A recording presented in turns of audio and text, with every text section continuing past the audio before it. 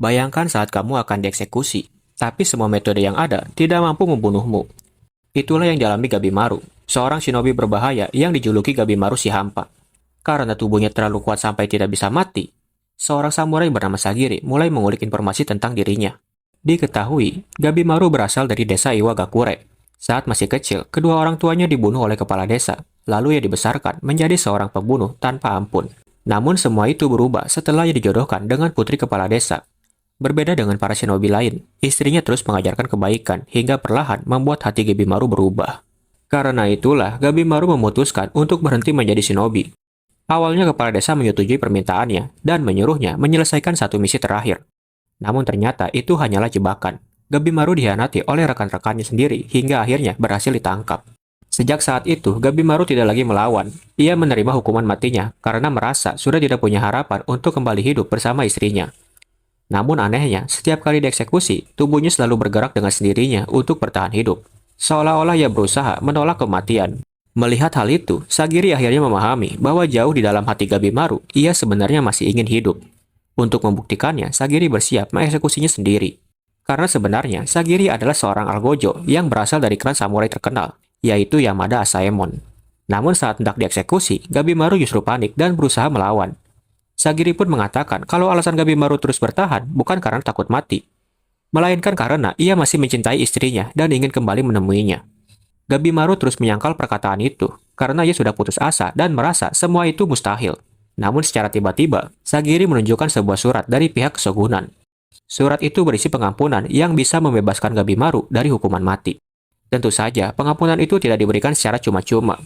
Gabimaru harus menjalankan sebuah misi untuk mencari obat keabadian di sebuah pulau misterius yang dijuluki Shinseikyo, atau Pulau Surga.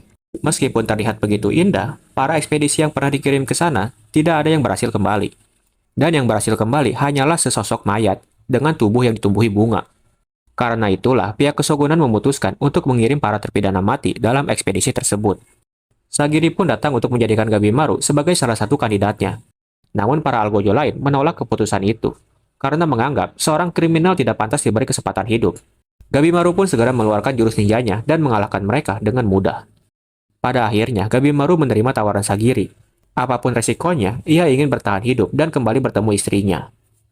Kita lalu diperlihatkan masa lalu Sagiri. Sejak kecil, ia sering melihat ayahnya melakukan eksekusi, yang membuatnya kagum dan ingin menjadi algojo juga. Namun saat dewasa dan mencobanya, terasa ada keraguan dalam dirinya. Eizen yang menyadarinya memberitahu, orang yang dipenggal akan mati tersiksa. Namun beberapa kali pun ia mencoba, rasa takut itu tidak hilang. Mungkin jika ia membunuh terpidana yang memang layak mati, rasa takutnya akan hilang. Singkat cerita, 30 kriminal berbahaya dikumpulkan untuk menjalankan misi itu. Para samurai juga menunjukkan kepada mereka mayat yang kembali dari ekspedisi. Melihat hal itu, para terpidana menjadi kesal dan merasa dipermainkan. Meskipun begitu, para samurai memberitahu kalau ini adalah tugas sukarela.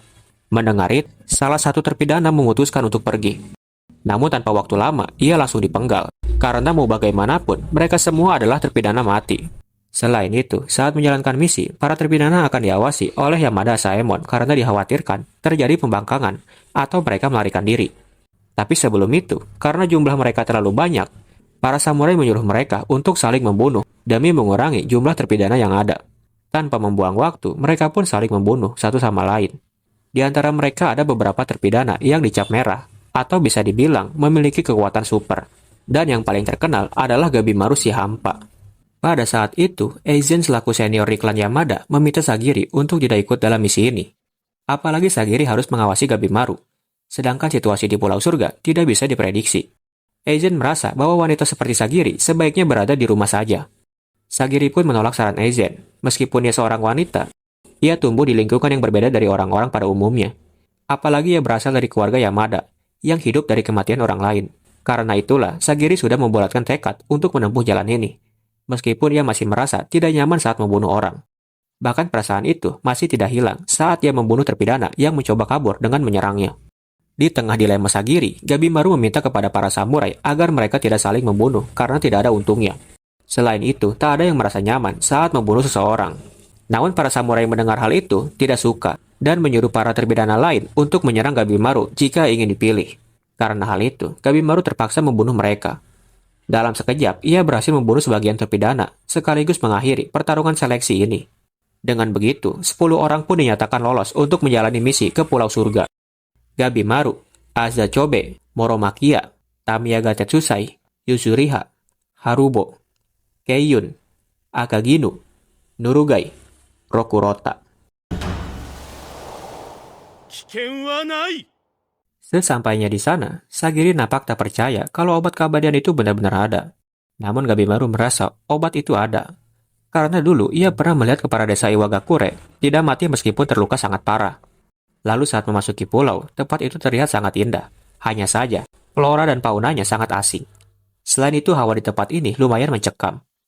Tapi tiba-tiba, Gabimaru diserang oleh Keiyun sampai terpental.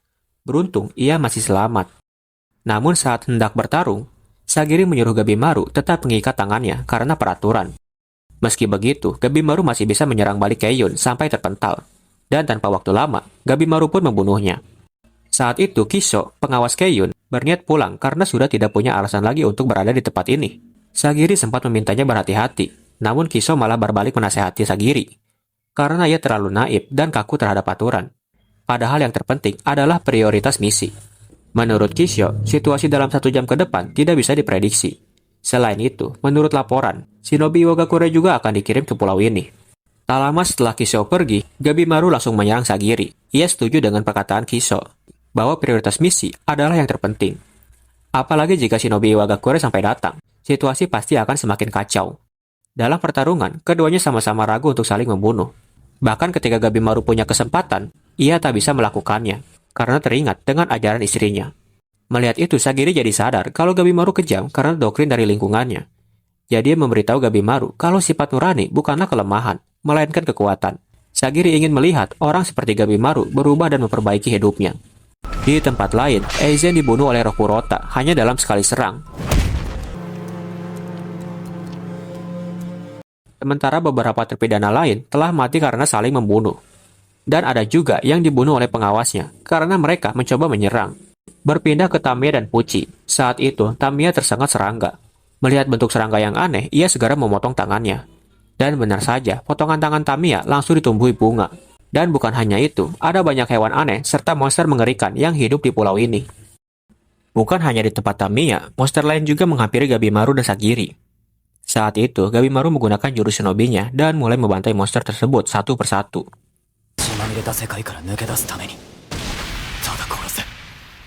Sementara Sagiri malah melamun dan hampir terbunuh. Beruntung, Gabimaru segera menolongnya. Selain itu, mereka juga ditolong oleh Asaemon lain bernama Genji, yang merupakan pengawas Moromakia. Namun karena Moromakia telah tewas setelah ditipu oleh Yuzuriha, Genji memutuskan untuk mengawasinya. Sedangkan pengawas asli Yuzuriha adalah Senta. Saat itu, Yuzuriha mulai menggoda Gabimaru agar mau bersekutu dengannya. Namun Gabimaru sudah kebal terhadap rayuan dan langsung menolak karena merasa tidak ada untungnya. Tapi Yuzuriha menawarkan keuntungan jika mereka bergabung, yaitu tambahan daya tempur dan informasi soal pulau ini. Menurutnya, yang lebih berbahaya adalah para hewan yang ada, karena ia telah menjadikan Moromakia sebagai eksperimen dengan membiarkannya menjadi mangsa hewan di sana. Selain itu, menurut Senta dan Sagiri, tempat ini juga terasa sangat aneh, karena adanya patung berbentuk aneh dan juga anatomi monster yang tidak biasa. Akhirnya, Gabimaru yang memang membutuhkan informasi setuju dengan ajakan Yuzuriha. Namun tak lama kemudian, Sagiri tiba-tiba pingsan. Di tempat lain, ada Asaemon bernama Toma, yang ternyata adalah adik dari terpidana Azachobe. Toma bergabung dengan Asaemon demi menyelamatkan kakaknya yang merupakan buronan. Karena saat itu, Aza yang dikenal sebagai Raja Bandit telah dikepung oleh para samurai. Sebelum tertangkap, Aza menyuruh Toma untuk kabur dan memintanya untuk menyelamatkan dirinya nanti. Itulah alasan Toma bergabung dengan Asaemon. Selain itu, saat ini mereka juga sedang melawan monster. Namun berkat kemampuan adaptasi Aza, ia dengan mudah membantai para monster. Bahkan setelahnya, ia mengajak Toma untuk mengalahkan terpidana lain. Kembali ke Sagiri yang telah sadar dari pingsan akibat serbuk kupu-kupu.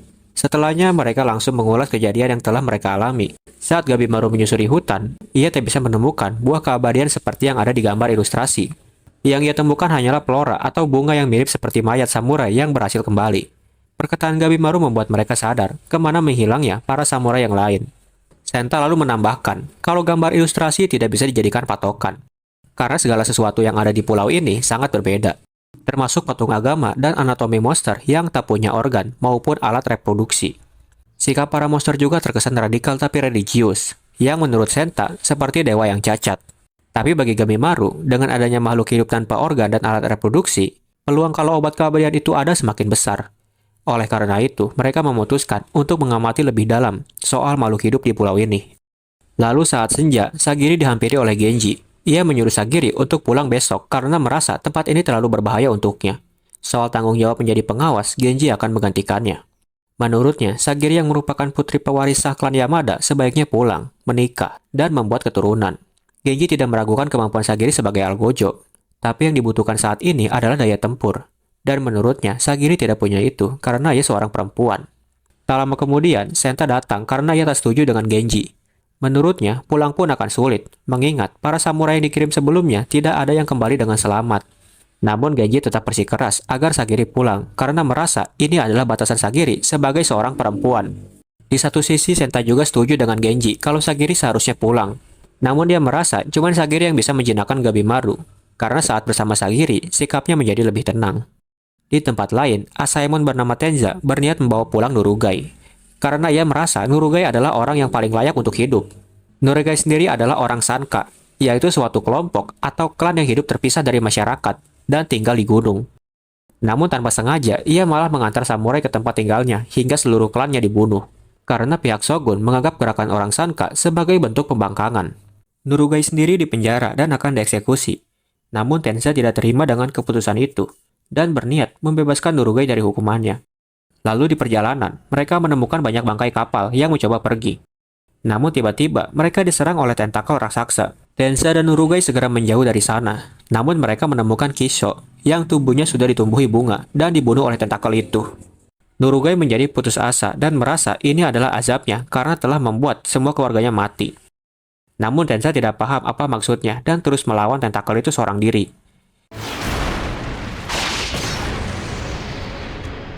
Ia juga menyuruh Nurugai membantunya agar mereka bisa selamat terlebih dahulu. Setelahnya mereka berdua berhasil selamat dan kembali ke pulau, meskipun harus babak belur. Untuk sekarang, mereka berniat mengelilingi pulau agar bisa mencari arus pulang. Namun saat membersihkan diri, Tenza terkejut karena Nurugai sebenarnya seorang perempuan. Melihat sifat Tenza yang malu-malu membuat Nurugai terpesona dan mengajaknya menikah. Saat malam hari, Sagiri dan Gabimaru mengobrol dengan jujur.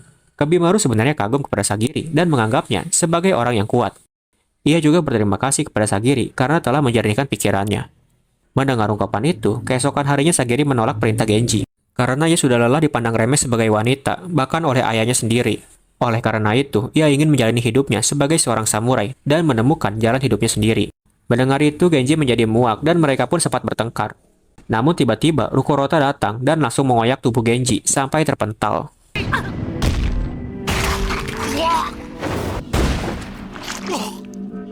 Sagiri yang melihat itu segera menghampiri Genji. Lalu saat Rukorota hendak menyerang Sagiri, Gabimaru datang tepat waktu dan menendangnya sampai terpental. Saat itu, Gabimaru terkejut dengan fisik Rukorota yang menurutnya setara dengan Shinobi Iwagakure. Apalagi saat ini Yuzuriha tak mau membantunya dan juga mengikat Senta yang membuat Gabimaru terpaksa bertarung sendirian. Beberapa kali Gabimaru melancarkan teknik Shinobi-nya, tapi semuanya tidak mempan kepada Rukorota. Di sisi lain, Sagiri berusaha keras untuk mengobati luka Genji, namun semua itu sia-sia. Saat itu Genji melihat keberanian Sagiri seperti seorang pria dan kelembutannya selayaknya wanita. Membuatnya sadar kalau Sagiri adalah orang yang hebat.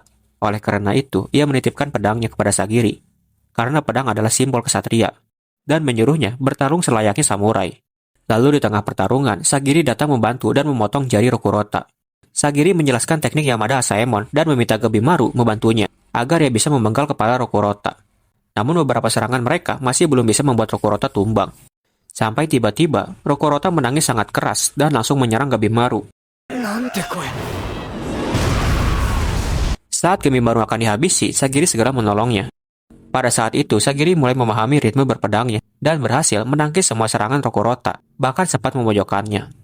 Gabimaru yang punya ide nekat segera menyerang Rukorota dengan teknik apinya sampai membakar hutan di sekeliling mereka, agar Rukorota terkena racun dari asap pembakaran yang disebut karbon monoksida. Saat itu, Rukorota yang sudah keracunan segera ditahan tubuhnya oleh Gabimaru. Sagiri yang punya kesempatan langsung memenggalnya.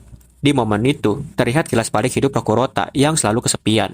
Dan sekarang, Sagiri sudah mengakhiri itu dengan memenggal Rokurota. Setelahnya mereka berdua bergegas pergi, meskipun pada saat itu ia merasa sedih atas kematian para seniornya. Tak lama kemudian, karena kebakaran itu, para monster pun berkumpul di sana. Gabimaru yang melihat itu berniat pergi ke arah asal monster tersebut. Tak lama kemudian, mereka bertemu dengan Yuzuriha dan Senta. Saat itu, di area dalam hutan, mereka menemukan pemukiman terbengkalai. Namun tiba-tiba, Gabimaru merasa ada yang memperhatikan mereka dan segera mengejarnya. Ternyata itu adalah seorang anak kecil yang bernama Mei. Ia juga ditolong oleh monster pohon bernama Hoko. Saat itu, Gabimaru tetap mengejarnya dan membiarkan Hoko ditangani oleh Senta dan Yuzuriha. Dalam pengejarannya, Gabimaru sempat dibanting dan dihajar oleh Mei. Namun karena sudah muak dengan apa yang terjadi, ia langsung menangkap Mei dan mengikatnya hingga membuatnya menangis. Sagiri pun menyuruh Gabimaru melepaskannya dan segera menenangkan Mei.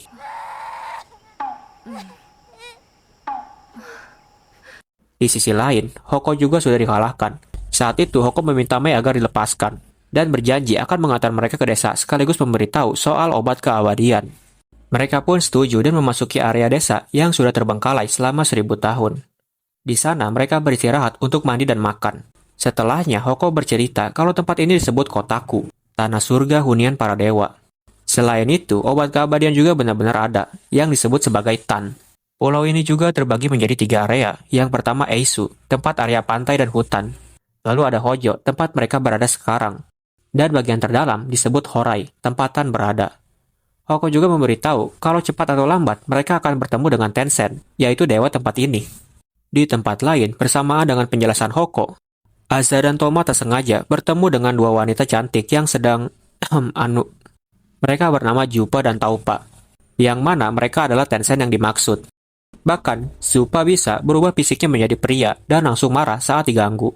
Dalam pertarungan itu, tubuh Zupa terus beregenerasi meskipun sudah dipotong. Karena hal itu, Aza dan Toma pun dikalahkan lalu dilempar ke dalam sumur. Di dalam sana ada banyak mayat manusia yang sudah menjadi bunga, yang mana Tan sendiri berasal dari nyawa manusia yang diserap oleh bunga di sana dan menjadi ramuan Tan. Setelah mendengar cerita itu, mereka merasa semua ini hanyalah legenda. Namun Hoko mematahkan lengannya dan langsung meregenerasi kembali. Ia pun memberitahu kalau semua ini benar adanya, serta manusia yang masuk ke pulau ini berada di genggaman para dewa. Di tempat lain, Tenza dan Nuruga yang sedang berkeliling dihampiri oleh Tencent lain, bernama Zuzin. Saat itu, mereka mencoba kabur, namun Zuzin sangat cepat dan membuat Tenza terpental. Lalu saat hendak dihabisi, Tenza kembali bangkit dan langsung menebas mata Zuzin, lalu menebasnya berkali-kali, agar mereka bisa melarikan diri ke hutan. Zuzin sempat berhasil mengejar mereka, namun datang Xion yang langsung menolong keduanya. Xion sendiri adalah guru Tenza, meskipun matanya buta, ia bisa melihat dari bau dan suara. Setelah berhasil lolos, Xion langsung memarahi Tenza karena ia masih ceroboh. Meskipun begitu, Xion sangat senang Tenza baik-baik saja. Xion sendiri awalnya berniat pulang, namun ia tidak bisa menemukan arus balik. Ia sempat menemukannya, tapi karena ada suara asing dari arah sana, Xion berniat mencari teman untuk pulang. Namun sebelum itu, Xion mempertanyakan kenapa Tenza melindungi seorang terpidana. Karena berbeda dengannya, Xion telah menghabisi terpidana yang bersamanya karena mencoba merayunya. Tenza segera meyakinkan Xion kalau Nurugai tak bersalah. Pada akhirnya, Xion terpaksa mengalah. Setelahnya mereka berniat untuk pulang, namun masalah mereka sekarang adalah Tencent. Saat sedang berbincang, tiba-tiba Zuzin muncul. Beruntung, Xion dengan sigap melindungi mereka, meskipun lehernya harus terluka. Tenza berniat melawannya seorang diri, namun gerakannya terbaca oleh Zuzin. Xion yang sedang tak bisa bicara tidak bisa memperingatkannya, dan akhirnya Tenza terkena luka yang fatal. Kita lalu diperlihatkan masa lalu Tenza. Awalnya ia hanyalah seorang gelandangan yang hidup miskin. Untuk bertahan hidup, ia mulai merampok atau memukuli orang agar bisa mendapatkan uang. Namun Xion datang dan menghentikannya. Saat itu Tenza diadopsi dan diasuh oleh Xion sebagai murid. Pada awalnya Tenza tak ingin menjadi samurai dan merasa tidak punya potensi dalam dirinya, serta ingin hidup bebas. Mendengar itu, Xion akan mengabulkan permintaannya, asal Tenza bisa menyerangnya 1 kali, dimanapun dan kapanpun. Awalnya Tenza berniat pergi tanpa mengikuti aturan Xion, sampai ia bertemu dengan Aizen. Saat itu, Aizen mengajaknya ke makam, yang mana di sana adalah makam adik seperguruan Xion bernama Tessin. Orang yang memiliki sifat sama buruknya seperti Tenza, dan memutuskan pergi dari dojo. Namun tak lama kemudian, Xion harus mengeksekusi Tessin karena ia menjadi kriminal setelah keluar dari dojo. Dan di akhir hidupnya, Tessin hanya bisa meminta maaf. Sejak saat itu, Xion menjadi lebih sering menggurui juniornya, agar tidak menjadi seperti Tessin. Setelah mendengar cerita itu, Tenza kembali ke dojo dan mulai berlatih keras. Bahkan setelah ia bisa mengenai Sion, Tenza tidak jadi pergi dan tetap ingin menjadi muridnya. Kembali ke masa sekarang, Tenza sudah sekarat. Namun dengan tenaga terakhirnya, ia bangkit dan menghajar Zuzin agar Sion dan Nurugai bisa kabur. Meskipun dengan berat hati dan diliputi kesedihan, Sion berjanji akan membalaskan dendam Tenza.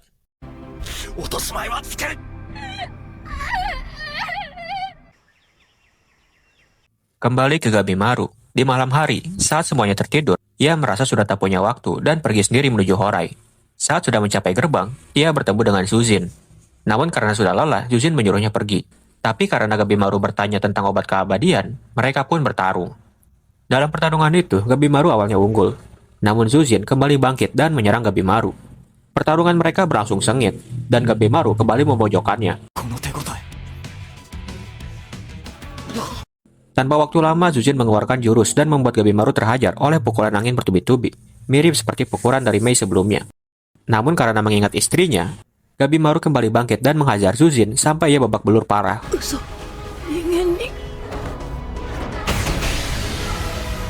Tapi tak lama kemudian, Zuzin berubah wujud menjadi mode monster atau Kishikai. Saat itu, Gabimaru sangat kesulitan. Bahkan tubuhnya sudah mencapai batas dan hampir tumbang.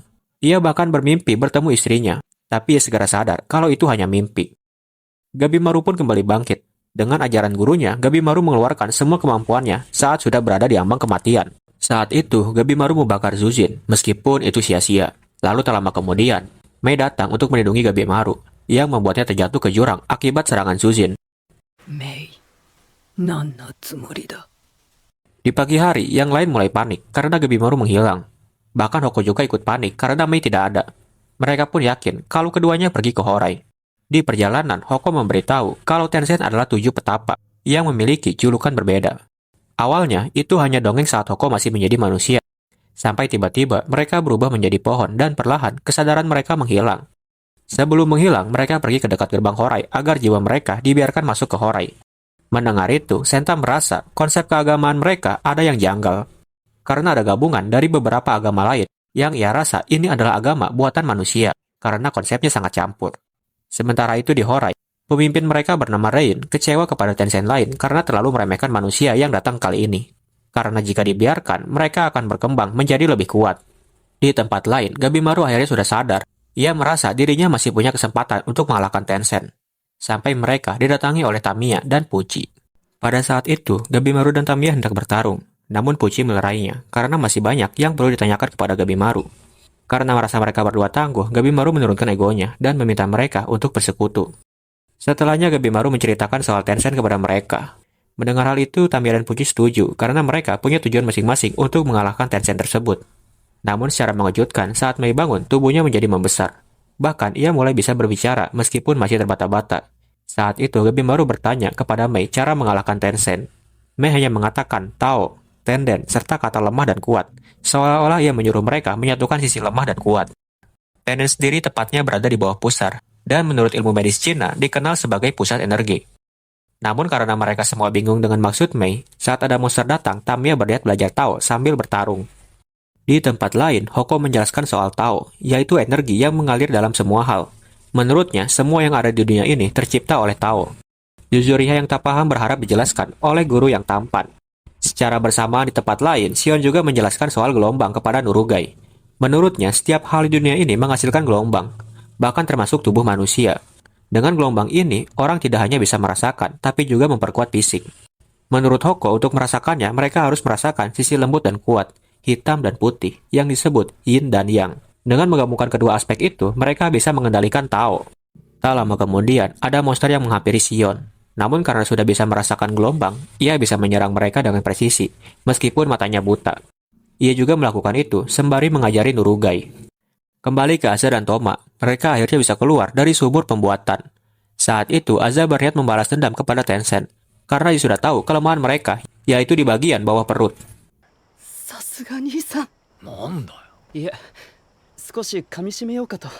Sampai tiba-tiba ada monster lain yang disebut Doshi. Berbeda dengan Soshin, Doshi ini memiliki kecerdasan dan kekuatan yang mirip seperti Tenzin, alias tangan kanannya. Saat itu, Aza menyerangnya, yang membuat Doshi terkejut karena mengira Aza bisa menggunakan Tao. Namun ternyata, ia salah karena Aza tidak menggunakan itu saat bertarung, yang membuat Aza harus terkena luka fatal. Namun secara mengejutkan, Aza sekarang bisa beregenerasi, meskipun memunculkan corak di tubuhnya. Saat ini Aza mulai bisa menggunakan Tao, bahkan Doshi menjadi panik dan menyerang membabi buta.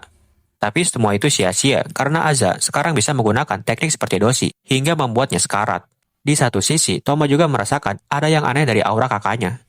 Di tempat lain, Tamiya dan Gabimaru terus membantai Soshin sekaligus belajar Tao. Namun semua itu selalu gagal karena mereka hanya menggunakan kekuatan tanpa menggabungkan kelemahan. Sampai salah satu Doshi melihat Mei dan segera menangkapnya. Dari pernyataan Doshi itu, sudah 1 abad sejak Mei diasingkan dari Horai. Karena sebenarnya Mei adalah Tencent. Doshi itu pun mengajak Mei untuk kembali. Mei yang terlihat ketakutan langsung dilindungi oleh Gabimaru. Tak lama kemudian, satu Doshi lagi muncul dan mulai menyerang mereka dengan memanggil kupu-kupu dan kelabang. Melihat salah satu Doshi adalah pengendali kupu-kupu, Tamiya berniat membantainya. Namun mereka justru diserang oleh teknik Tao yang tak kasat mata. Bahkan Gabimaru dan Tamiya menjadi kesulitan. Saat itu Doshi memberitahu alasan mereka membawa Mei, karena mereka membutuhkan bantuannya untuk belajar Tao. Untuk belajar Tao ada 5 tahapan, dan yang terakhir adalah Bojujutsu, alias bersetubuh. Tujuannya agar memperlancar sirkulasi Yin dan Yang. Berbeda dengan Tencent yang bisa mengubah kelamin, Doshi butuh bantuan Mei untuk melakukan itu karena Mei tidak bisa mengubah jenis kelaminnya, dan karena hal itu Mei diusir oleh Rain. Mendengar ungkapan itu, mereka semua menjadi muak dan jijik dengan Doshi, lalu kembali bertarung. Para Doshi memasuki mode Kishikai. Saat itu, mereka masih kesulitan sampai Pucci memberitahu maksud Mei. Untuk melihat Tao, hati dan pikiran harus stabil. Menguasai Tao juga harus masuk ke kondisi tertentu. Namun dalam kasus Gabimaru, ia hanya harus melembutkan egonya saja. Mei lalu menyentuh tangan Gabimaru untuk merasakan Tao-nya dan memberitahu kalau kuat adalah buahnya lemah, sedangkan lemah adalah benihnya kuat. Mendengar ungkapan itu, Gabimaru sudah mulai mengerti cara menggunakan Tao. Bahkan Mei bisa merasakan besarnya Tao Gabimaru. Sejak saat itu, Gabimaru mulai bisa melihat dan merasakan Tao dengan kelembutan kekuatan yang ia rasakan. Bahkan dengan mudah ia menyerang Doshi. Para Doshi saat itu panik karena merasa Gabimaru sudah setingkat Tencent. Lalu dengan bantuan Tamiya, mereka pun mengalahkan para Doshi. Di tempat lain, Sagiri dan yang lain memasuki gerbang Horai. Di sana, kepala Hoko langsung ditebas oleh salah satu Tencent bernama Mudan. Saat itu, Yuzuriha mencoba kabur, namun dia segera ditangkap. Situasi menjadi tegang, bahkan Hoko juga belum mati. Meskipun begitu, ia masih berharap jiwanya diterima di Horai. Namun Mudan memberitahu kalau hal seperti itu sebenarnya hanya bohongan dan akal-akalan guru besar untuk mengelola pulau serta menjadikan warga sebagai subjek eksperimen. Ia juga memberitahu kalau obat keabadian sebenarnya tidak ada, karena jika manusia meminum tan, mereka akan berubah menjadi pohon. Mendengar itu, Sagiri hanya melamun dan memikirkan nasib Gabimaru. Tak lama kemudian, Yuzuriha berhasil lolos dan menebas kepala Mudan, lalu mengajak Sagiri pergi dan menyelamatkan diri. Tapi Mudan segera beregenerasi dan menyuruh anak buahnya untuk menangkap Yuzuriha. Namun Yuzuriha masih selamat, yang membuat Mudan terkesan. Tak lama kemudian, Mudan segera menyerang Sagiri yang sedang melamun. Melihat itu, Senta dan Yuzuriha bekerjasama untuk melawan Mudan. Namun meskipun menggunakan jurus shinobinya, Yuzuriha tidak akan bisa mengalahkan Mudan jika tidak menggunakan Tao.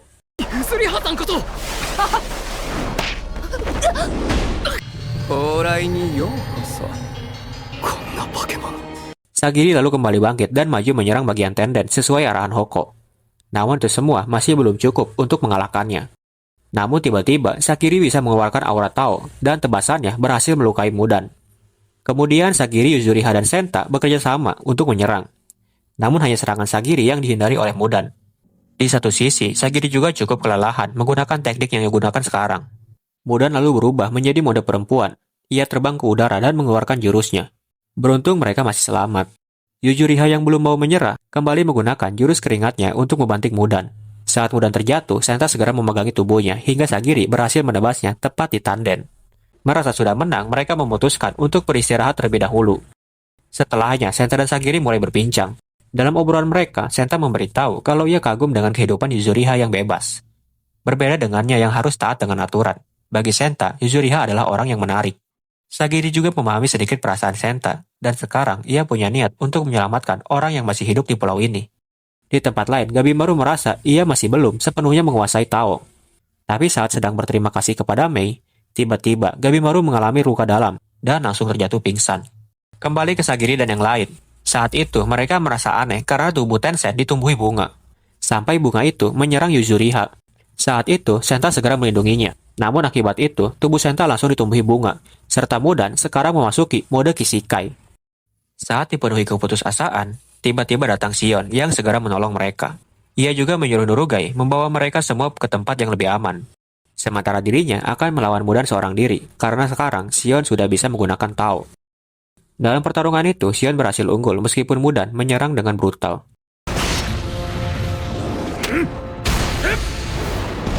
Namun Mudan juga berhasil menggores Sion hingga membuatnya ditumbuhi bunga. Tanpa waktu lama, Sion segera memotong bunga itu yang membuatnya mengalami pendarahan. Di sisi lain, Sagiri ingin membantunya, sedangkan Yuzuriha tidak mau karena merasa lelah. Karena itu, Nurugai memeluknya, namun tidak terjadi apa-apa. Sedangkan saat memeluk Sagiri, dia langsung pulih secara perlahan. Yang mana cara ini adalah ajaran kakeknya, dan saat dilakukan kepada Sion, ia juga menjadi pulih. Pada saat itu, Sion merasa mungkin gelombang atau Tao mempunyai kecocokan masing-masing, seperti elemen pada filosofi Wusing. Meskipun begitu, Sion melarang Nurugai untuk asal menyentuh seseorang.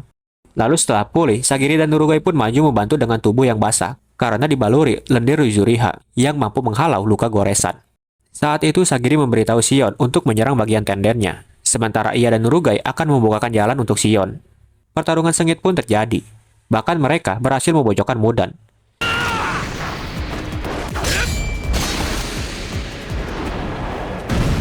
Sagiri berhasil menahannya dan Sion tinggal menebas tendennya. Namun saat dilema akan memotong yang mana, Senta dengan tenaga terakhir memberitahu kalau Sion harus menyerang bagian opariumnya, karena mode Kesekai Mudan berbentuk tanaman bunga. Berkatnya, Sion berhasil mengalahkan Mudan. Setelahnya kondisi Senta semakin memburuk. Saat itu, Yuzuriha masih mempunyai salep untuk luka. Namun menurutnya akan lebih bijak jika diberikan kepada Sion. Jadi ia meminta Sagiri untuk merelakan Senta. Di momen itu, Yuzuriha hanya bisa menemani Senta dan memintanya untuk memikirkan hal yang ia sukai saja. Saat itu, Senta merasa senang karena didekap oleh orang yang ia kagumi. Setelahnya mereka mengubur Senta. Saat itu, Sagiri bersumpah untuk tidak membiarkan rekannya mati lagi. Kemudian, mereka mulai memasuki area Horai untuk beristirahat sekaligus mengulas apa yang terjadi. Sion ingin agar mereka mulai menguasai Tao. Tapi untuk sekarang, jangan terlalu sering menggunakannya karena Tao adalah perwujudan dari nyawa. Apalagi, mereka belum tahu apa efek sampingnya, dan kemungkinan terburuknya adalah kematian. Lalu Yuzuriha berpendapat kalau Tan itu bukan obat keabadian, melainkan efeknya mirip. Sagiri sempat menyangkal, karena Gabimaru bilang kalau kepala desanya tidak bisa mati. Mendengar itu, Yuzuriha menduga kalau yang dilakukan kepala desa Gabimaru adalah ilusi atau doktrin sebagai upaya agar tidak ada yang mengkhianatinya. Selain itu, bisa saja istri Gabimaru juga adalah ilusi atau doktrin yang kepala desa tanamkan pada diri Gabimaru sebagai motivasi. Setelah mendengar perkataan Yuzuriha, Sagiri yang sedang melamun dihampiri oleh Sion. Saat itu, Sagiri jadi memikirkan banyak hal. Baru 3 hari berada di pulau ini, tapi rekan dan seniornya sudah banyak yang mati. Selain itu, ia juga khawatir dengan nasib Gabimaru ke depannya.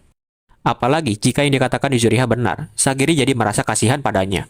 Di tempat lain, Gabimaru akhirnya sadar dari pingsannya. Saat itu, ia sudah tidak mengingat apa-apa. Yang ia ingat hanya kalau dirinya adalah shinobi Wagakure, yaitu Gabimaru Shihampa. Jadi untuk sementara, ia berniat mengorek informasi kepada yang lain. Saat itu, Mei menyadari ada yang aneh dari Gabimaru, apalagi energi Tao di kepalanya menghilang. Berpindah ke daratan utama. Saat itu, Yamada Asaemon Jika adalah satu-satunya orang yang berhasil pulang. Alasan dia pulang karena Harubo, terpidana yang dia awasi, dibunuh di perjalanan oleh Aja Chobei. Meskipun sempat mendarat di pulau itu, entah bagaimana, ia berhasil kembali pulang. Oleh karena itu, Kesogunan berniat kembali mengirim pasukan yang akan dipimpin oleh Yamada Asaemon Sugen. Setelahnya, Sugen kembali mengajak Jika untuk pergi karena ia khawatir pada yang lain. Apalagi Aizen tidak mengirim pesan setelah 3 hari. Sampai ada nelayan yang memberitahu kalau ada monster yang ditemukan di daratan utama. Saat itu, Sugen bisa merasakan kalau monster itu telah mati. Jadi ia tak mau membuang banyak waktu dan mulai mengajak orang yang memiliki kemampuan untuk misi kali ini. Di tempat lain, Sagiri mengajak yang lain untuk mencari Gabimaru dan Mei.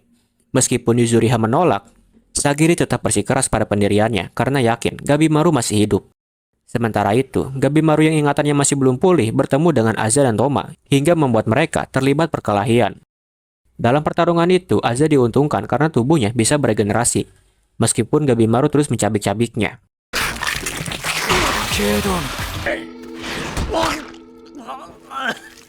Lalu Aza menyuruh Toma menyerang yang lain. Tami yang menjadi target utama menjadi marah karena dikira lemah dan langsung menghantamnya. Bahkan dia tak butuh pedang untuk melawan Toma.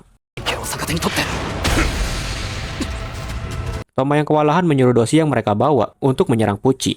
Kembali ke pertarungan Gabimaru, saat itu ia mulai terpojok. Jadi, Gabimaru berniat menggunakan jurus bunuh diri dan membakar Aza bersama dirinya karena menurutnya Shinobi tak punya ikatan seperti orang lain. Aza yang teringat akan Toma kembali mengamuk, bahkan ia berubah menjadi setengah monster. Saat itu, pertarungan kembali berlanjut. Aza terus menyerang dengan brutal hingga membuat Gabimaru kesusahan. Meskipun begitu, Gabimaru terus bangkit dan melawan. Tamiya merasa kalau ini terus dibiarkan, Gabimaru bisa mati. Sedangkan Toma yang sadar Aza mengamuk karena dirinya, segera menghampirinya. Akibatnya, Toma pun terluka oleh Aza. Meskipun begitu, Toma meminta maaf karena Aza terus bertarung seorang diri. Gabimaru yang punya kesempatan berniat menyerang, yang membuat Mei terpaksa menggunakan kekuatannya untuk menghentikan Gabimaru. Karena hal itu, tebing menjadi runtuh, dan Aza harus terjatuh sendiri karena menolong Toma. Akibat memakai kekuatannya, tubuh Mei kembali membesar, dan ia sangat kelelahan. Namun berkat dirinya, pertarungan berhasil dihentikan. Tak lama kemudian, Sagiri dan yang lain tanpa sengaja bertemu dengan mereka di gerbang. Saat itu, Hokota menyangka kalau manusia yang datang setelah 1000 tahun berhasil mengalahkan Soshin, Doshi, bahkan Tencent. Ia merasa mereka akan membawa perubahan di pulau ini. Dan dengan ini, 8 orang yang selamat berkumpul.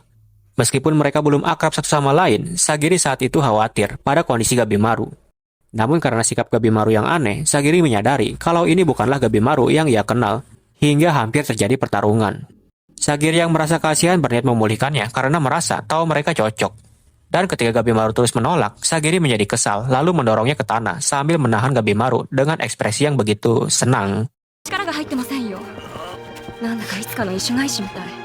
Mei yang melihatnya menjadi malu karena mereka seperti sedang melakukan bocujutsu. Namun berkat Sagiri, tahu Gabimaru perlahan pulih hingga membuat ingatannya kembali. Setelahnya, mereka berkumpul untuk membuat rencana. Yuzuriha sempat menyinggung soal ilusi kepala desa kepada Gabimaru. Namun Gabimaru menyangkalnya, karena ia masih mengingat detail-detail kecil tentang istrinya. Bahkan ia masih mengingat namanya, yaitu Yui. Setelahnya, Gabimaru berlatih Tao bersama yang lain.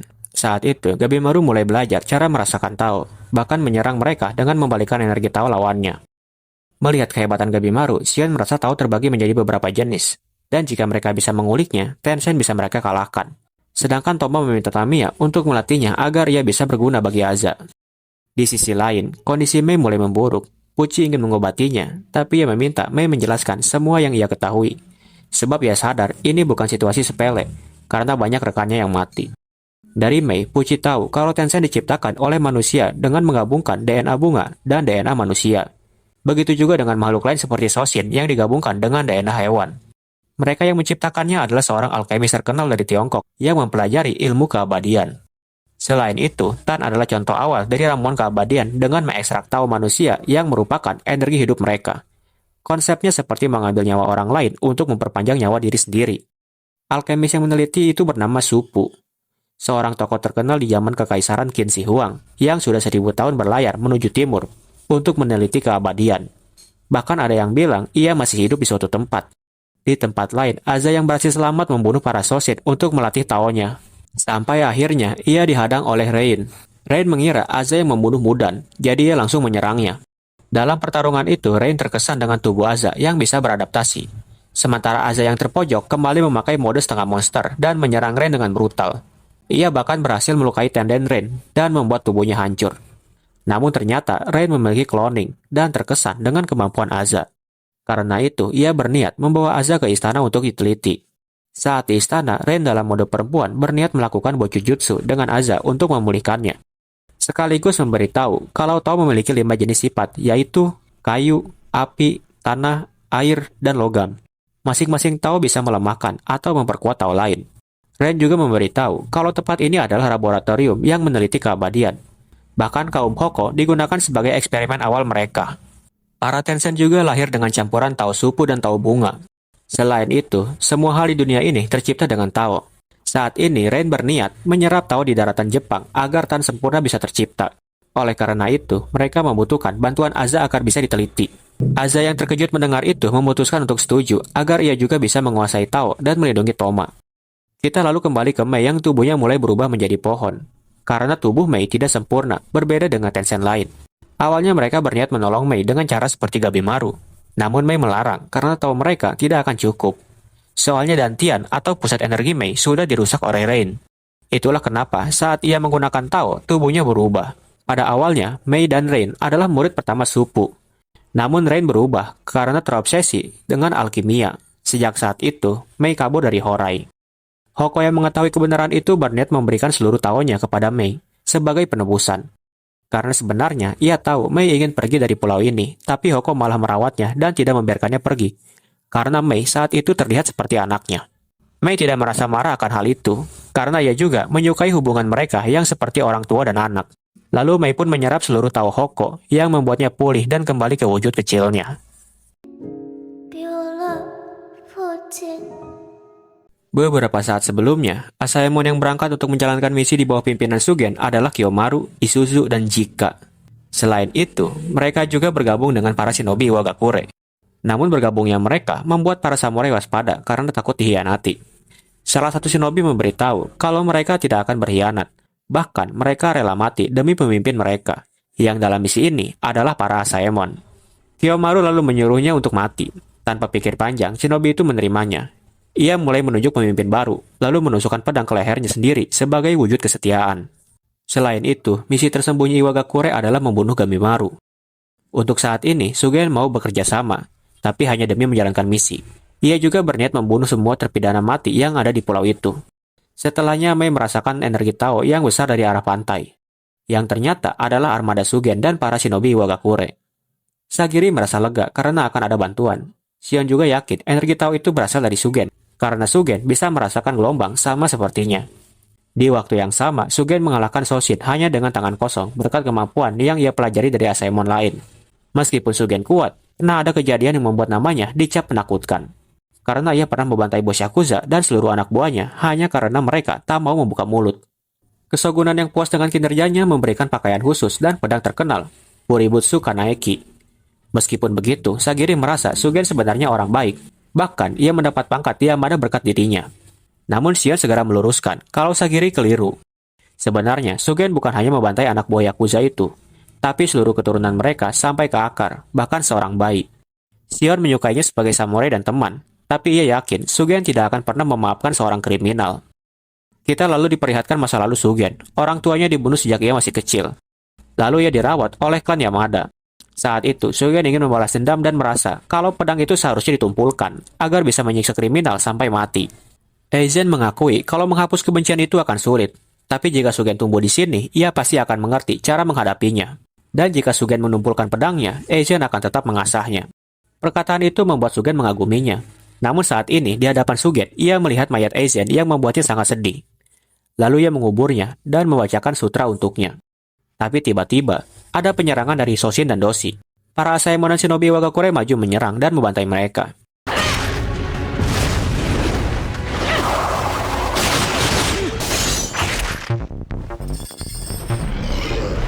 Setelah selesai membaca sutra, Sugen menebas Soshin dan mulai menumpulkan pedangnya. Ia juga akan membantai mereka semua sekejam mungkin. Singkatnya, ia telah mengalahkan Doshi dan Soshin, lalu berniat melanjutkan perjalanan. Kembali ke yang lain, Shion merasa situasi akan kacau, jadi ia menyarankan untuk membagi dua kelompok. Satu kelompok untuk membuka rute pelarian, sedangkan kelompok lain mencari ramuan. Karena menurut Mei, rute aman untuk pulang harus melewati Horai. Selain itu, Shion mulai membagi mereka berdasarkan atribut Tao yang dimiliki, agar bisa meminimalkan kerugian dan mendapatkan keuntungan. Namun Shion tak mau memaksa mereka mengikuti rencananya untuk melawan Tencent. Tapi mereka semua tanpa pikir panjang bersedia mengikuti rencana Shion.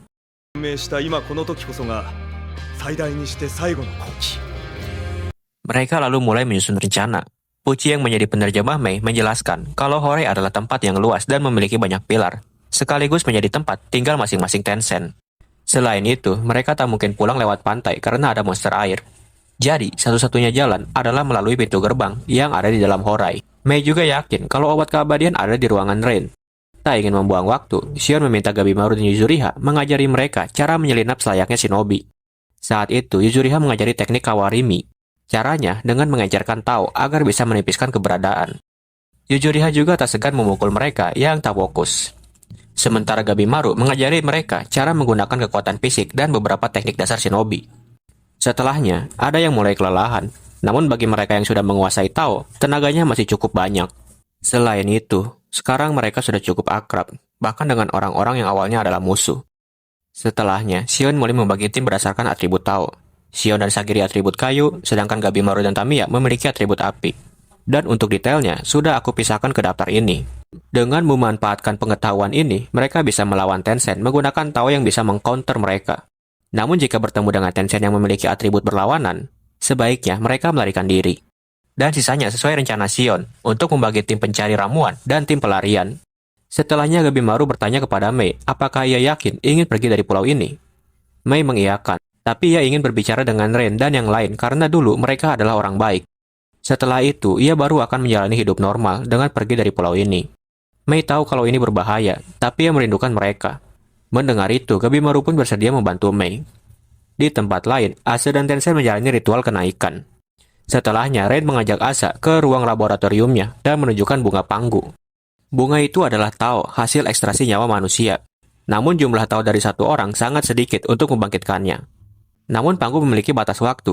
Karena itu, Ren meminta Asa membantunya mengumpulkan jumlah Tao yang diinginkan, karena Tao Asa sangat langka. Asa sempat bingung, apa tujuan mereka mengumpulkan Tao dalam jumlah banyak. Ren memintanya untuk tidak khawatir, karena ia hanya ingin mengambil bagian tubuh Asa untuk penelitian. Di malam hari, Gabimaru, Sagiri, Yuzuriha, dan Mei mulai menyusup. Karena malam adalah waktu saat kondisi Tencent sedang paling lemah. Setelahnya, mereka memberikan informasi kepada yang lain kalau semuanya aman. Selain itu, setiap kediaman Tencent sesuai dengan pelatihan mereka. Istana Bochu, Jupa dan Taupa, Istana Taisoku, Zuzin, Istana Doin, Ran, Istana Suitsu, Guipa, Istana Suten, Mudan. Para Tencent juga saling mengajari sesuai keahlian mereka masing-masing. Dan ramuan itu ada di Istana Rentan, tempat laboratorium Ren berada. Dan saat malam, Ren tidak ada di sana. Gabimaru lalu merasakan energi Tao menggunakan Tao-nya. Kemudian pergi ke tempat dengan energi Tao yang besar. Namun ternyata di dalam sana ada Ran, yang juga bisa mengecerkan Tao. Yang mana para Tencent mendapatkan informasi dari Aza yang merasakan Tao Toma. Karena itu, Ren bisa mengantisipasi penyerangan dan menyuruh para Tencent menangkap mereka sebagai Tao berkualitas tinggi untuk panggung. Dan sekarang, masing-masing dari mereka sudah dihadang oleh Tencent lain di tempat yang berbeda. Saat itu, Ren meminta Mei untuk kembali ke sisi mereka karena ritual hampir selesai dan hanya membutuhkan persembahan dari para manusia yang ada di sini. Namun Mei sudah membulatkan tekad, ia datang ke sana hanya untuk mengucapkan salam perpisahan. Lalu Gabimaru menyuruh Sagiri pergi membawa Mei untuk mencari ramuan. Sementara dirinya dan Yuzuriha akan melawan Ran. Karena hanya Tao tanah milik Yuzuriha yang bisa melawan Tao air milik Ran. Sedangkan Tao api milik Gabimaru tak bisa mengalahkannya. Tak lama Ran pun maju menyerang dan memberitahu kalau ini adalah Istana Doin, bukan Rentan. Alasan mereka salah tempat karena Tencent bisa memanipulasi tempat. Seolah-olah ini adalah tempat ramuan itu berada. Gabimaru segera maju menyerang dengan bantuan Yuzuriha. Namun serangan Yuzuriha yang merupakan counter pun tidak dapat melukai Ran. Karena ia melapisi tubuhnya dengan Tao seperti baju zira. Saat itu Gabimaru sangat kesulitan karena harus melawan counter alaminya. Namun secara mengejutkan ia mampu menyerang balik dengan membalikkan energi serangan Ran. Dengan cara menyesuaikan pernapasan dengan lawannya.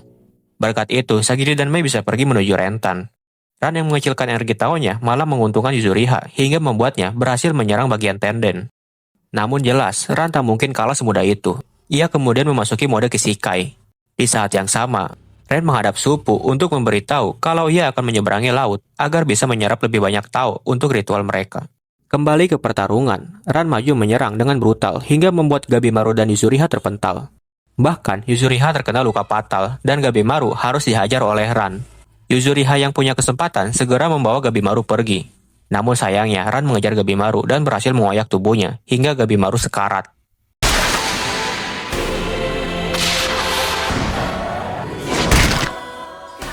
Beberapa saat sebelumnya, di Istana Bochu, Aza ternyata berada di sana, jadi ia mengajak Toma untuk bergabung ke sisinya.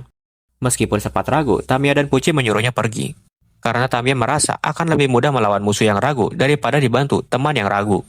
Namun secara mengejutkan, Aza dan Toma bekerja sama untuk menebas Jupa dan Taupa. Karena Toma bisa membaca kode dari Aza melalui kepang yang dilepas.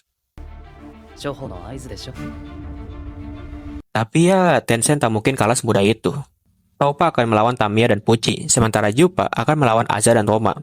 Di pertarungan kali ini, Berbeda seperti saat pertama kali mereka bertemu, Aza dan Toma mampu memojokkan Jupa dengan kerjasama mereka yang begitu epik, seolah-olah dua orang menjadi satu. Merasa diremehkan, Jupa pun menjadi muak. Sementara itu, Toppa langsung menerjang maju dan menghantam Tamiya dengan memperkuat fisiknya. Bahkan sesekali, Toppa menggoda mereka agar terprovokasi. Hal itu membuat mereka berdua kembali maju menyerang. Namun semua itu sia-sia karena baik Pucci maupun Tamiya belum bisa menggunakan Tao dengan benar.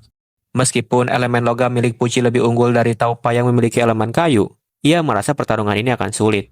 Tamiya yang tak mau berpikir langsung kembali maju menyerang, meskipun kembali dikalahkan. Toppa menyuruh mereka menyerah, namun Tamiya menolak karena ia menikmati ini. Sama seperti Toppa yang menikmati menyiksa manusia selama 1000 tahun. Mendengar itu, ekspresi Toppa berubah, karena ia sama sekali tidak menikmati semua itu. Bahkan, para Tenshin sebenarnya tahu kalau mereka tidak akan mencapai keabadian sempurna. Namun karena sudah gila, mereka terpaksa terus melakukan ini. Meskipun Tamiya dan Pucci terus diserang, bukannya kapok, mereka malah semakin bersemangat. Pucci ingin menelitinya untuk ilmu medis, sedangkan Tamiya ingin mengalahkan Tenshin agar namanya dikenal. Toppa yang merasa mereka sama-sama gila, akhirnya kembali melanjutkan pertarungan. Saat itu, Tamiya bisa melihat Tao dengan mata buramnya, dan berhasil menebas Toppa. Namun setelah itu, Tamiya kembali dibuat terpental olehnya. Pucci segera maju menyerang agar Tamiya bisa kembali melihat Tao milik Toppa. Saat itu, Tamiya mengingat saran Sion agar lebih percaya pada indera tubuh. Karena itu, Tamiya mencukil matanya, karena sebelumnya ia bisa melihat Tao berkat pandangannya yang buram. Dan benar saja, Tamiya sekarang bisa merasakan Tao. Hal itu membuatnya berhasil menolong Pucci dan kembali maju menyerang. Saat itu, serangan Tamiya sangat brutal. Tapi Toppa masih bisa beregenerasi. Pucci langsung menyadari kalau mereka tidak akan bisa menang jika tidak menggunakan elemen penakluk. Dan dalam kasus sekarang, yang dibutuhkan adalah elemen logam milik Pucci. Karena itu, Pucci langsung memegangi tubuh Toppa agar bisa melemahkan Tao-nya. Dengan tebasan Tamiya, Toppa pun berhasil ditumbangkan. Namun setelahnya, tubuh Toppa berubah menjadi pohon, dan ia pun menyatu dengan tubuh Jupa. Lalu kita diperlihatkan masa lalu Jupa dan Toppa. Saat itu, Ren memberitahu kalau mereka adalah satu kesatuan, berbeda dengan Tenshin lain yang tidak takut pada Shoshin, serta sungguh-sungguh dalam mempelajari ilmu keabadian. Jupa dan Toppa tidak terlalu menyukai hal itu, karena Jupa hanya ingin melindungi Toppa. Menurut Mei, perasaan itu adalah hal yang wajar, karena artinya Toppa sangat berarti bagi Jupa. Namun kehidupan indah itu tak berlangsung lama, karena Ren mulai terobsesi dengan alkimia. Ia menangkap kaum Hoko untuk dijadikan cadangan energi Tao, dan mulai menyuruh para Tenshin lain mempelajari cara mengelola Tao. Bahkan latihan Bochu Jutsu Jupa dan Toppa adalah perintah Ren. Setelahnya, Mei menghilang dan latihan mereka menjadi lebih keras. Beratus-ratus tahun berlalu, Jupa sempat mengeluh sampai kapan mereka harus melakukan ini. Namun Mudan menyadari kalau semua ini tidak akan ada akhirnya, karena Tao itu terbatas. Melihat semuanya tersenyum seakan tidak ada yang salah, Jupa menjadi kesal karena mereka sudah benar-benar gila. Sampai suatu hari, Toppa mulai menyiapkan umpan agar orang luar datang ke pulau ini. Pada saat itu, akal Toppa sudah rusak dan mulai setuju dengan kekejaman yang mereka lakukan. Karena hal itu, Jupa terpaksa mengubah pola pikirnya demi Toppa. Ia mulai meyakinkan dirinya kalau manusia hanyalah hewan ternak mereka, karena menurutnya yang salah adalah dunia yang gila ini. Kembali ke masa sekarang, Jupa dan Toppa sekarang menyatu dan memasuki mode Kishikai. Bahkan, mereka bisa terbang dalam wujud itu. Saat itu, mereka menerbangkan spora-spora bunga yang membuat Tamiya mengalami halusinasi. Beruntung, Pucci menolongnya dan mengajak yang lain mencari tempat aman. Aza yang sudah muak masuk ke mode monster dan mulai menyerang dengan Tao logamnya. Karena itu, ia bisa melukai Toppa. Namun saat itu ia masih kesulitan karena kalah dengan Tao api milik Jupa. Saat itu Pucci menyarankan untuk bekerjasama. Meskipun Aza dan Tamiya tidak suka, mereka pun terpaksa melakukannya. Di tempat lain, pasukan Sugen masih harus berjalan 32 km lagi menuju Horai. Karena tak mau membuang waktu, Sugen berniat menggunakan peluit yang dibawa Doshi untuk mengendalikan Shoshin. Sampai para shinobi menemukan peninggalan Tenza dan Genji yang membuat mereka bersedih. Kejadian itu membuat Sugen semakin kesal dan langsung berangkat sambil menaiki Shoshin. Dalam pertarungan itu, Tenshin menyerang lebih dulu. Aza sempat menahan serangannya. Begitu juga dengan Toma yang ikut membantu. Dengan kerjasama bersama Pucci, elemen tanah milik Toma dapat diperkuat oleh elemen logam milik Pucci, hingga berhasil menyerang Toppa. Saat itu, Aza mulai menyadari kalau Toma sudah tidak berjalan di belakangnya lagi. Tak lama kemudian, Tencent mengubah mode Kishikai-nya ke mode bertahan agar bisa menyembuhkan luka mereka. Saat itu, Aza mengajak Tamiya untuk menyerang bagian Jupa, sementara bagian Taupa menjadi tugas Toma dan Pucci. Dalam pertarungan itu mereka cukup kesulitan. Tamiya terluka oleh serangan Tencent. Begitu juga Toma karena melindungi Pucci. Meskipun begitu, mereka kembali bangkit. Tamiya lalu mengeluarkan jurus tebasannya yang membuat Jupa dan Taupa terpisah. Saat itu, Pucci menebas Taupa, sedangkan Aza menebas Jupa, hingga mereka berhasil dikalahkan.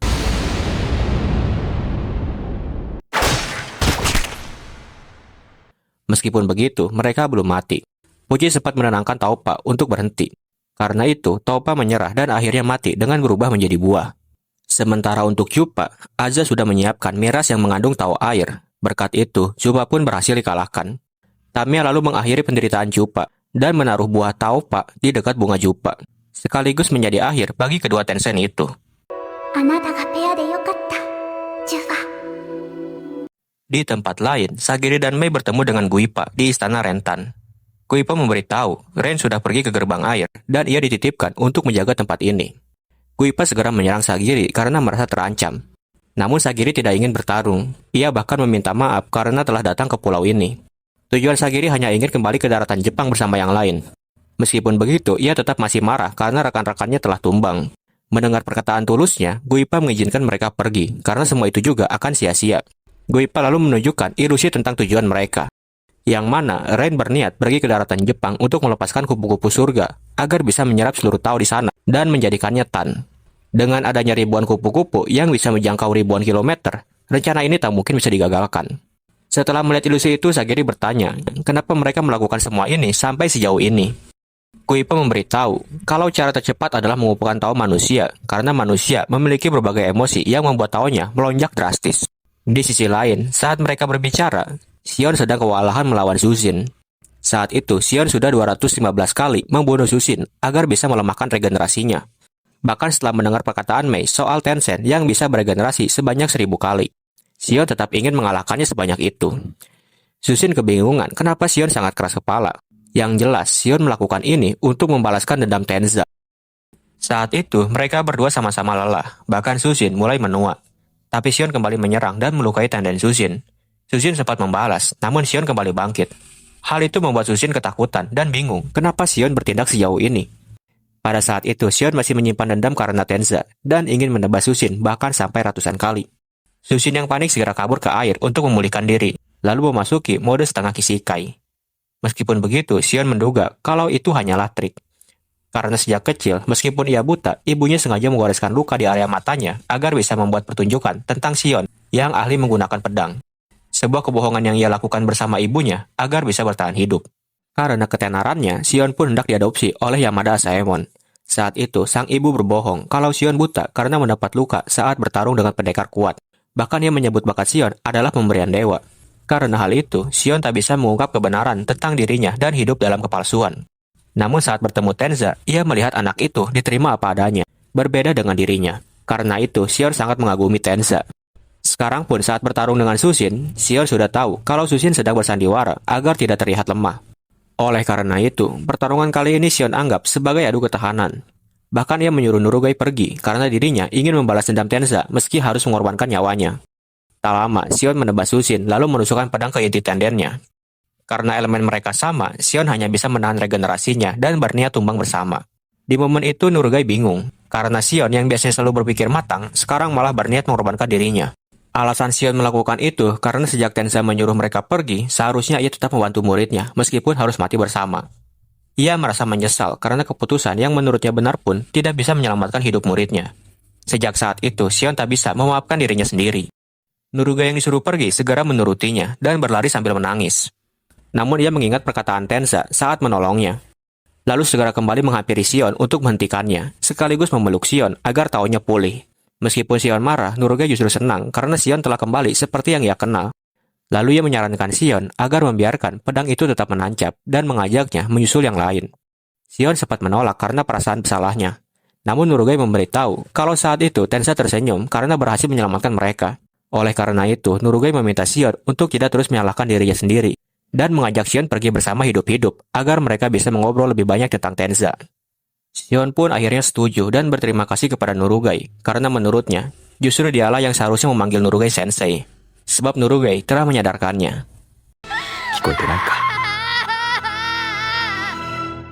Kembali ke Gabimaru yang sudah sekarat. Saat itu, ia mengingat kehidupannya sebagai shinobi.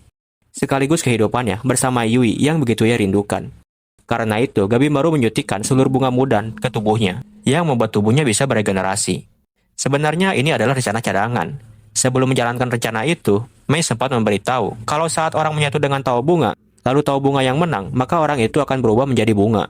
Namun jika keduanya seimbang, mereka akan mendapatkan kekuatan seperti Tencent. Dalam kasus Aza, tahu miliknya yang menang, tapi karena saat itu kondisi taunya lemah, hasil akhirnya justru menjadi seimbang. Gabimaru berniat mencobanya nanti dengan menggunakan seluruh bunga mudan jika dirinya berada di ambang kematian. Dan benar saja, hasilnya sesuai dugaan. Kini Gabimaru mampu bertarung seimbang melawan Ran. Yuzuriha lalu ikut membantunya. Saat itu kerjasama mereka masih belum cukup untuk menumbangkan Ran. Namun sebenarnya, memang bukan itu rencana mereka. Berdasarkan informasi dari Mei, Tao memiliki batas dan wujud Kishikai menguras Tao dalam jumlah besar. Karena itulah, mereka sengaja mengulur waktu sampai mode Kishikai Ran habis.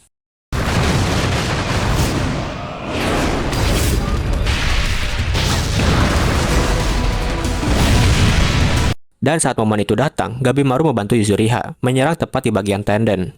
Berkat itu, mereka akhirnya berhasil mengalahkan Ran. Setelah pertarungan selesai, Yuzuriha menyarankan Gabimaru agar tidak terlalu sering menggunakan kemampuan regenerasinya, karena ada batasnya. Jika dipakai berlebihan, Gabimaru bisa berubah menjadi pohon. Meski tahu resikonya, Gabimaru tetap berniat segera menyusul yang lain ke gerbang air. Saat itu, Yuzuriha menyuruhnya pergi lebih dulu, karena ia ingin beristirahat sebentar. Padahal kenyataannya, saat itu Yuzuriha sedang terluka sangat parah. Di momen itu, ia mencoba membayangkan hal-hal baik seperti saran adiknya. Di tempat lain, Guipa yang menyadari para Tencent lain telah mati, berniat pergi memberitahu Ren. Namun tiba-tiba, Armada Sugen akhirnya tiba di sana. Beberapa saat sebelumnya, di waktu yang bersamaan, Gabimaru lelah akibat kekuatan barunya hingga ia tumbang di jalan.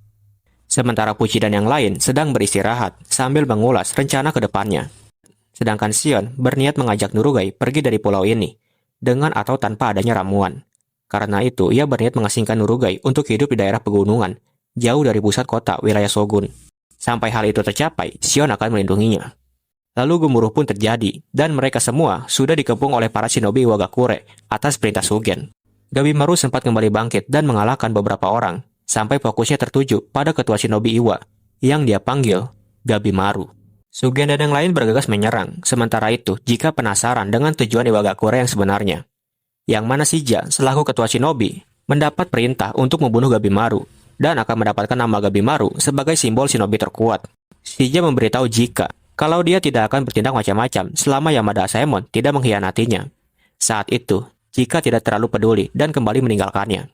Lalu setelahnya terungkap kalau Shija sebenarnya sangat mengagumi Gabimaru bahkan sejak masih kecil. Ren yang mengetahui adanya penyerangan besar segera menyuruh semua doshi menghadang mereka dan tetap melanjutkan rencananya. Peperangan besar pun terjadi di mana-mana, di tempat Sion dan Nurugai, di tempat Aza dan yang lain, semuanya juga bertarung. Bahkan Sugen mulai membantai para doshi dengan brutal dan menyuruh armadanya mengeksekusi semua orang yang ada, kecuali Asaemon. Di tempat lain, Shija dan anak buahnya sudah sampai di tempat Ren dan mulai melancarkan jurus shinobinya. Sementara itu, Sagiri sebisa mungkin melindungi Mei di tengah pertarungan tanpa melukai musuh.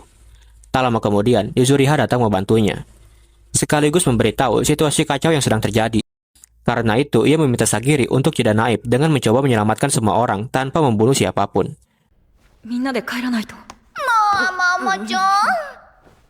Namun tak lama kemudian, datang Isuzu yang senang melihat Sagiri masih hidup. Namun saat melihat Yuzuriha, ia berniat mengeksekusinya. Karena itu, ia meminta Sagiri untuk tidak membela Yuzuriha.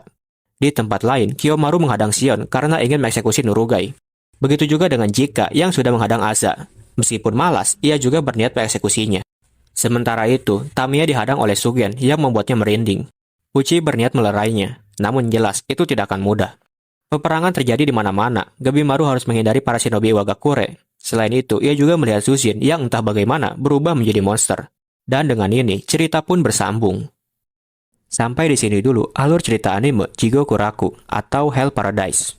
Mana bagian favorit kalian? Tulis di kolom komentar. Buat kalian yang suka konten serupa, boleh banget buat like, komen, dan subscribe, biar gak ketinggalan kelanjutan dan konten seru lainnya. Aku Kaizi pamit undur diri, sampai jumpa di next video. Bye-bye.